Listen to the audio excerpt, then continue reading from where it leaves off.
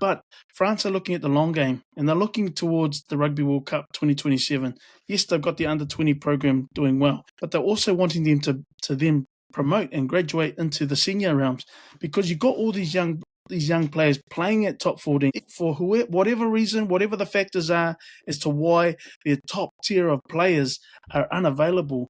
It's an opportunity for these young fellas. Although we were talking that you had commentary and murmurings that they're going to be lambs to the slaughter. The All Blacks are going to have a field day against this inexperienced entourage. But for them, they don't see them as being beaten by this All Black team. They ruining the fact that they lost, that they had a chance. They believed that they had a chance even before they even arrived here.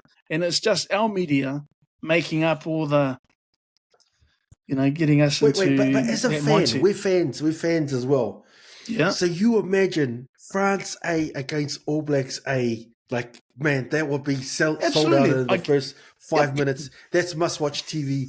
But Absolutely. France are like, we're just going to send the bees. And the All Blacks are like, we're going to blood these guys. The French we wouldn't have blooded are as not well. going to pander to what New Zealand want. They're on their own agenda. This is what they're talking about. They're looking forward to Rugby 2027.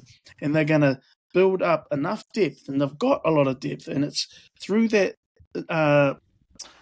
the national domestic competition that they have, because they've got superstars from all over the world that are in this competition.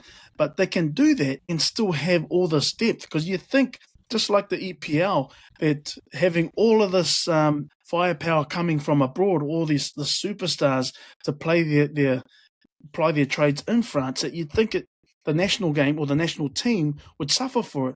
But in actual fact, they've got 3 divisions of professional divisions in France. And you got the top 14 that was spoken about, the Pro D2, which is the second division, and then you got Federal 1, which is their third division. And those are all, semi-pro or pro at Federal 1, but then you go through to Pro D2, it's pretty much professional right through to...